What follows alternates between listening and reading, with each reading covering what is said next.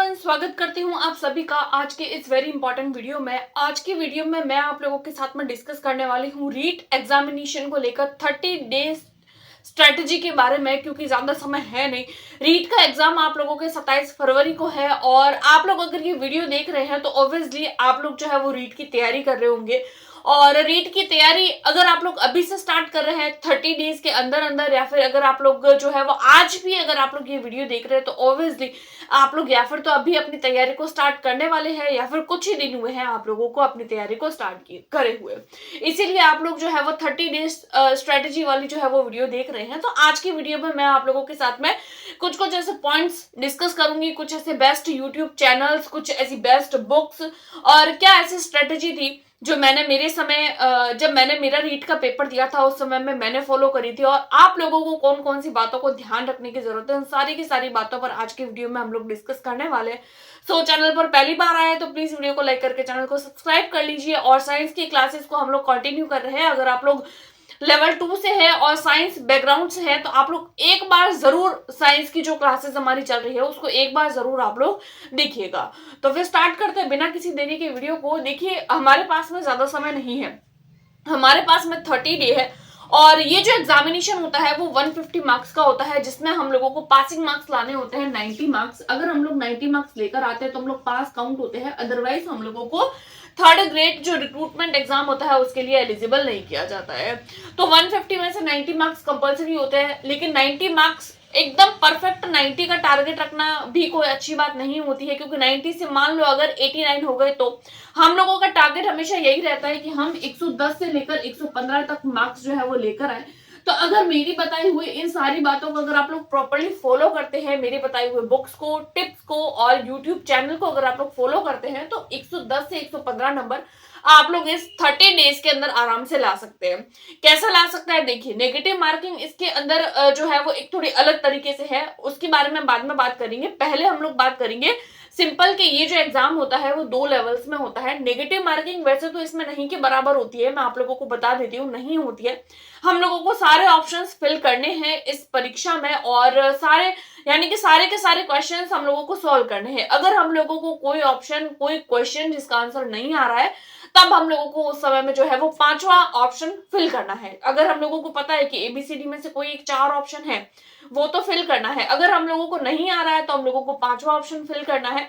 और अगर हम लोग वहां पर छोड़ देते हैं उस क्वेश्चन को, मान लीजिए हम लोगों ने सर्कल ही फिल नहीं किया है, तो हम लोगों के नेगेटिव मार्किंग होगी। बाकी अगर हम लोगों के कोई क्वेश्चन गलत हो जाता है तो उस सीन में हम लोगों के नेगेटिव मार्किंग इस परीक्षा में देखने को नहीं मिलती है। तो ये तो हो जाती है नेगेटिव मार्किंग को लेकर बात। अब हम लोग बात कर लेते हैं, सबसे पहले तो पेपर के पैटर्न को समझ लेते हैं कि पैटर्न क्या रहता है। तो देखिए, 2 आप लोगों के लेवल के एग्जाम होते हैं, एक होता है लेवल 1 और एक होता है आप लोगों के लेवल 2। 2 लेवल में पेपर होते हैं। एक लेवल 1 जो होता है वो आप लोगों के फर्स्ट क्लास से लेकर 5th क्लास तक के टीचर बनने के लिए होता है। लेवल 2 जो होता है इसके माध्यम से आप लोगों को 6 से लेकर 8th तक के टीचर बनाया जाता है। दोनों ही पेपर जो होते हैं वो 150 मार्क्स के होते हैं और ईच पेपर आप लोगों को 5 सब्जेक्ट्स देखने को मिलते हैं। फर्स्ट ऑफ अगर मैं बात करूं लेवल 1 की, तो फर्स्ट सब्जेक्ट आप लोगों को सीडीपी देखने को मिलेगा, जिसको हम लोग चाइल्ड डेवलपमेंट एंड पेडागोजी के नाम से जानते हैं। सेकंड नंबर पर आप लोगों को ईवीएस यानी कि एनवायरमेंट स्टडी। थर्ड नंबर पर हम लोगों को मैथ्स देखने को मिलता है। 4 नंबर पर हम लोगों को देखने को मिलता है लैंग्वेज 1। अगर मैं बात करूं लैंग्वेज 1, अब लैंग्वेज 1 अगर आप लोग कोई भी अगर चूज कर रहे हैं, हिंदी, इंग्लिश, संस्कृत, उर्दू, कोई भी। और 5th नंबर पर आप लोगों को देखने को मिलेगा लैंग्वेज 2। 5th नंबर पर आप लोगों को देखने को मिलता है लैंग्वेज 2। यहाँ पर उसी तरीके से लेवल 2 में भी सेम टू सेम होता है, सीडीपी होता है फर्स्ट नंबर पर, और जैसे कि child development and pedagogy. Second number पर आप लोगों को जो है वो अपने सब्जेक्ट्स देखने को मिलते हैं। अगर आप लोग साइंस बैकग्राउंड से हैं तो आप लोगों को साइंस मैथ्स देखने को मिलेगा। अगर आप लोगों ने बीए किया है तो आप लोगों को एसएसटी वाला पोर्शन सॉल्व करना होता है। उसके बाद में अगेन से लैंग्वेज 1 आती है और अगेन से लैंग्वेज 2 आती है। लैंग्वेज और जो होते हैं वो अपने हिसाब से बढ़ते हैं, जो भी आप लोगों ने लैंग्वेज फिल किया है।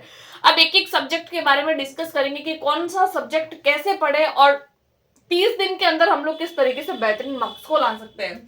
सबसे पहले अगर मैं बात करूं सीडीपी, तो देखिए यहाँ वाली सीडीपी और यहाँ वाली सीडीपी में अंतर क्या है, सबसे पहले तो मैं आप लोगों के साथ में वो डिस्कस करूंगी। देखिए, चाहे अगर आप लोग लेवल 1 दे रहे हैं, लेवल 2 दे रहे हैं, या फिर बोथ पेपर अगर आप लोग दे रहे हैं, तो आप लोगों को एक बात समझनी होगी, सीडीपी का सिलेबस दोनों का सेम होता है, कोई इसके अंदर चेंजेस नहीं होता है। तो चेंज कहाँ होता है भाई, आप लोग खुद समझिएगा। अगर आप लोगों को 1st to 5 का टीचर बना रहे हैं, तो ऑब्वियसली आप लोगों को थोड़े लो लेवल के क्वेश्चंस देखने को मिलेंगे। अगर आप लोग 6 to 8 के टीचर बन रहे हैं, तो थोड़े से हाई लेवल के क्वेश्चंस देखने को मिलते हैं इसके कंपैरिजन में। दोनों का जो सीडीपी का सिलेबस होता है वो सेम होता है। 30 मार्क्स की सीडीपी आती है, तो इसके लिए कोई बुक, बहुत सारे कैंडिडेट बोलते हैं कि भाई सीडीपी बड़ा टफ सब्जेक्ट लगता है, सीडीपी हम लोगों को समझ में नहीं आती है, साइकोलॉजी हम लोगों को समझ में नहीं आती है। तो देखिए, एक चैनल है यूट्यूब पर, लेट्स लर्न नाम से हिमांशी मैम पढ़ाते हैं, काफी अच्छा पढ़ाते हैं, मैंने भी वहीं से पढ़ा था। मैंने इसके लिए कोई बुक परचेज नहीं करी थी। सीडीपी के लिए आप लोगों को कोई बुक्स परचेज नहीं करनी है। अगर आप लोगों को एक्चुअल में चाहिए कि आप लोग इन 30 दिन के अंदर, 30 डेज के अंदर अंदर अगर आप लोग अच्छे मार्क्स लाए, तो आप सीडीपी चाहे पेपर 1 चाहे पेपर 2 कोई सा भी पेपर दे रहे हैं, आप लोग लेट्स लर्न से पढ़िए। मैं आप लोगों को दावे के साथ बोल सकती हूँ, आप लोग इन 1 मंथ के अंदर 25 से 27 तक के मार्क्स आराम से गेन कर सकते हैं, अगर आप लोग एक्चुअल में उस चीजों पर, उनकी बताई हुई बातों पर फोकस करते हैं। तो ये तो हो जाता है हमारा सीडीपी वाला पोर्शन। लेवल 1 का, लेवल 2 का, दोनों का सिलेबस सेम होता है, बस लेवल में चेंज होता है, ठीक है। उसके बाद में हम लोग बात करते हैं ईवीएस की। तो देखिए, ईवीएस जो होता है वो दो आप लोगों के पार्ट्स में रहता है। एक होता है आप लोगों के कंटेंट वाला पार्ट होता है, और दूसरे पोर्शन में आप लोगों के पेडागोजी आती है। अब पेडागोजी और सीडीपी जो होती है वो तो ऑब्वियसली आप लोगों को हिमांशी मैम से करनी है, वहां से कर सकते हैं। बात करें कंटेंट की, तो देखिए 1 to 5 का अगर आप लोगों को टीचर बना रहे हैं, तो ऑब्वियसली आप लोगों को 1 to 5 की बुक्स पढ़नी होगी। यानी कि अगर आप लोग 1 to 5 का टीचर बन रहे हैं, तो ईवीएस की आप लोग एनसीईआरटी की बुक पर फोकस कर सकते हैं। 1 से लेकर 5 तक की एनसीईआरटी की कंप्लीट ईवीएस की बुक देखनी है। उसके अलावा कुछ कुछ टॉपिक्स आप लोगों को 6, 7, 8 के भी देखने को मिल सकते हैं। यानी कंप्लीट जो है वो आप लोगों को एनसीईआरटी 1 to 5 की पढ़नी है, और कुछ कुछ क्वेश्चंस प्रैक्टिस, उसके अलावा कुछ कुछ टॉपिक्स आप लोगों को 6, 7, 8 के डन करने होंगे। वहां से आप लोगों को क्वेश्चंस डील करने होंगे, क्योंकि यहाँ पर रीट पेपर में आप लोगों को इस तरीके के क्वेश्चंस देखने को मिलते हैं। अगेन से मैं मैथ्स की बात करूं, तो मैथ्स भी आप लोगों की कंटेंट होता है। कंटेंट यानी कि वही न्यूमेरिकल बेस्ड क्वेश्चन जो मैथ्स के होते हैं। और दूसरा आप लोगों के पेडागोजिकल पोर्शन होता है। पेडागोजिकल पोर्शन जो होता है वो आप लोगों को अगेन से मैंने बता दिया, जहां सीडीपी कर रहे हैं, जहां ईवीएस की पेडागोजी कर रहे हैं, और वहीं से आप लोगों को पेडागोजी कंप्लीट करनी है। और उसके बाद मैं मैथ्स की बात करूं, तो मैथ्स में भी आप लोगों को जो है वो एनसीईआरटी पर फोकस करना है। 1 to 5 की एनसीईआरटी कंप्लीट करनी है, और 6, 7, 8 के कुछ कुछ टॉपिक्स और कुछ कुछ क्वेश्चंस आप लोगों को यहाँ से डील करने होंगे। क्योंकि जो लेवल होता है वो तो 1 to 5 का रहता है, लेकिन क्वेश्चन का जो लेवल होता है वो थोड़ा सा आप लोगों को इंक्रीज देखने को मिलता है। उसके बाद में लैंग्वेज 1 की बात करें, तो इन केस अगर आप लोगों ने लैंग्वेज 1 हिंदी चूज किया है, तो हम उसकी बात उस पर डिस्कस कर रहे हैं। इनकेस अगर आप लोगों ने हिंदी लैंग्वेज चूज किया है, तो 9 से लेकर 12 तक की हिंदी व्याकरण की बुक आती है, उसको आप लोग पढ़ सकते हैं। इस आप लोगों को जो है वो हिंदी लैंग्वेज के लिए कहीं पर भी जाने की जरूरत नहीं है कि हम कहाँ से पढ़े, कहाँ से नहीं पढ़े, ग्रामर कितना पढ़े, कैसे फोकस करें। तो देखिए, लैंग्वेज जो होती है वो चाहे लैंग्वेज 1 हो, लैंग्वेज 2 हो, सेम आप लोगों के पैटर्न रहता है। ये भी दो पोर्शन होता है, एक होता है कंटेंट वाला, एक होता है पेडागोजी वाला। पेडागोजी तो अगेन से आप लोगों को मैं बता चुकी हूँ, और कंटेंट आप लोगों के दो पार्ट्स में डिवाइड रहता है। एक होता है 7 नंबर और एक होता है 8 नंबर। 7 और 8 नंबर के दो पैसेजेस आप लोगों को देखने को मिलेंगे। पैसेज की प्रैक्टिस आप लोगों को करनी है। पैसेज के कॉन्टेक्स्ट में क्वेश्चंस पूछे जाते हैं। पैसेज के कॉन्टेक्स्ट में जो क्वेश्चन पूछे जाते हैं वो तो आप लोगों को प्रीवियस ईयर से करने हैं।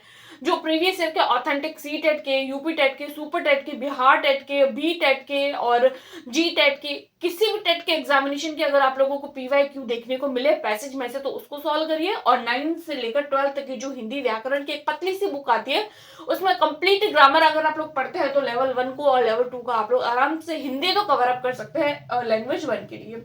उसके बाद में इनकेस अगर आप लोगों ने लैंग्वेज 2 चूज किया है, इंग्लिश, मान लीजिए अगर आप लोगों ने लैंग्वेज 2 इंग्लिश चूज किया है, तो ये अगेन से दो पोर्शन में डिवाइडेड रहता है। कंटेंट होता है, पेडागोजी होती है। तो देखिए, यहाँ पर जो पेडागोजी है, इंग्लिश की पेडागोजी, कंटेंट तो देखिए आप लोगों को अगेन से प्रीवियस ईयर करने होंगे, क्योंकि इसमें जो है वो ग्रामर जो है वो ज्यादा नहीं पूछी जाती है, बल्कि इंग्लिश ग्रामर पूछी जाती है, लेकिन उस तरीके की नहीं पूछी जाती जो हम नॉर्मल ग्रामर पढ़ते हैं, जैसे नाउन हो गया, प्रोनाउन हो गया और ये सारी चीजें होती है, एडजेक्टिव वगैरह। ऐसे क्वेश्चंस नहीं आते हैं इंग्लिश में। इंग्लिश थोड़ी सी अलग अलग लेवल की होती है, फोनेटिक्स वगैरह पूछे जाते हैं, सनेट्स आते हैं, वो सारी चीजें आती है लैंग्वेज 2 में। तो उसको आप लोग कहाँ से कवर अप कर सकते हैं, तो इसके लिए भी आप लोगों को कोई अलग से बुक परचेज करने की जरूरत नहीं है। इसके लिए मैं आप लोगों को यूट्यूब पर ही एक अच्छा चैनल बता देती हूँ।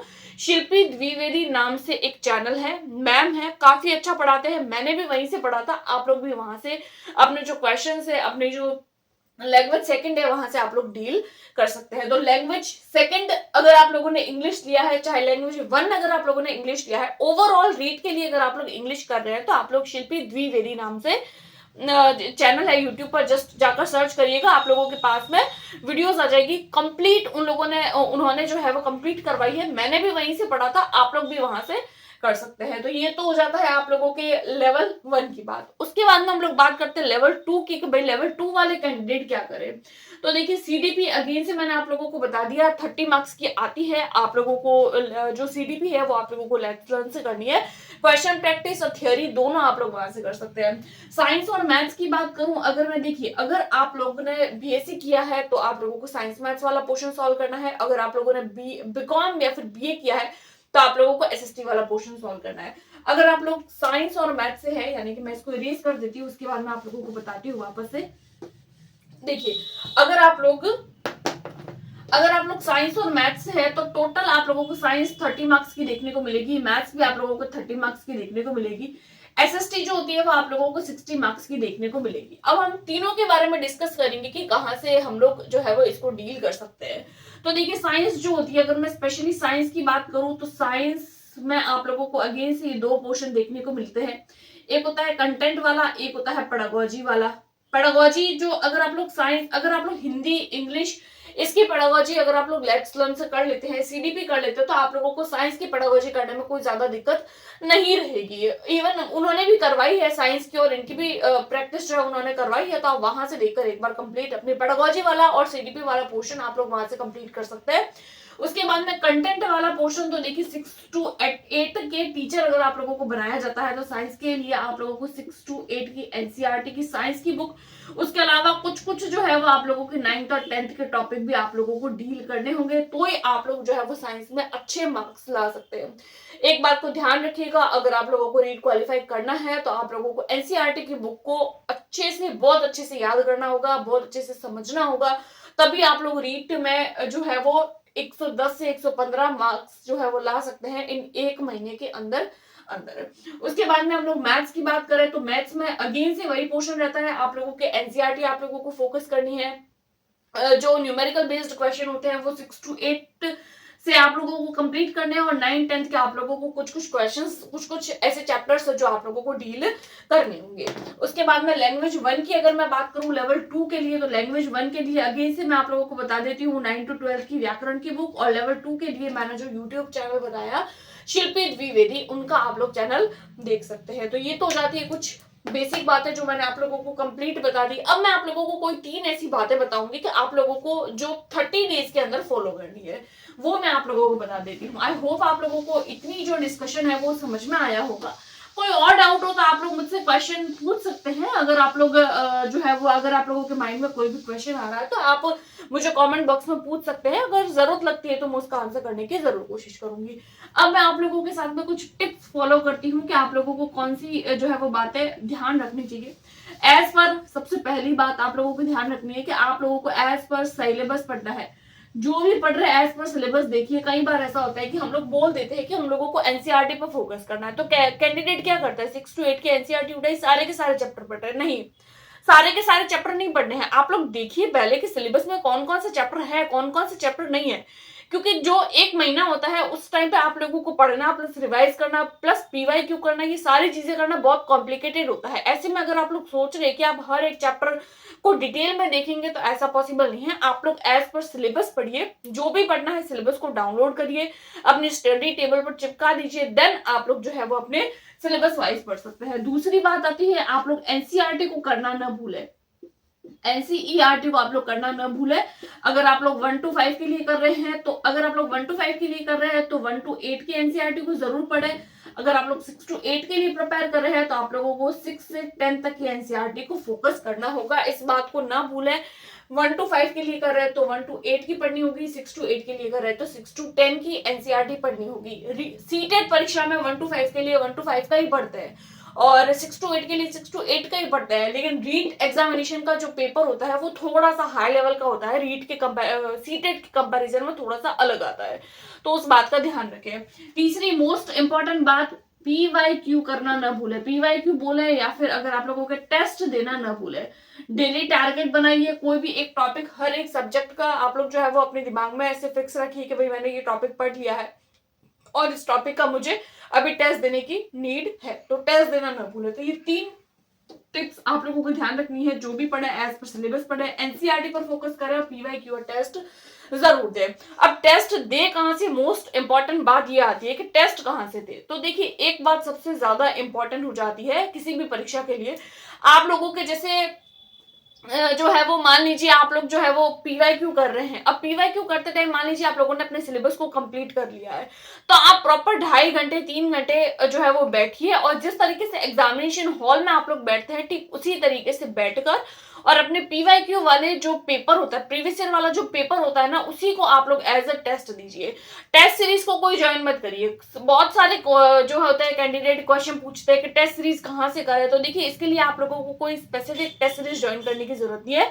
आप लोग जो प्रीवियस ईयर क्वेश्चन होते हैं उसी को आप लोग टारगेट करिए और उसी, क्योंकि अभी से पहले जो है वो 2021 में हुआ, 2022 में हुआ, 2018 में हुआ, 2000 जो है वो आई थिंक 16 में भी हुआ था, 16-17 में शायद से, और 2011-12 में भी आई थिंक रीट का पेपर आप लोगों को देखने को मिला था। उससे पहले 2006 में भी पेपर हुआ था। तो काफी सारे प्रीवियस ईयर क्वेश्चंस आप लोगों को मिल जाएंगे, कम से कम 6 से 7 ये हो जाएंगे। अगर 5 भी करते हैं तो इनफ होते हैं। उसके अलावा सीटेट के कुछ 5 सीटेट के उठाइए, 5 यूपी टेट के उठाइए, 5 जो है वो किसी अदर स्टेट के उठाइए, मैथ्स के क्वेश्चन किसी अदर स्टेट से उठा लीजिए, क्योंकि क्वेश्चन तो ऑल इंडिया कोई भी पेपर हो टेट एग्जामिनेशन का एनसीईआरटी में से ही बनता है।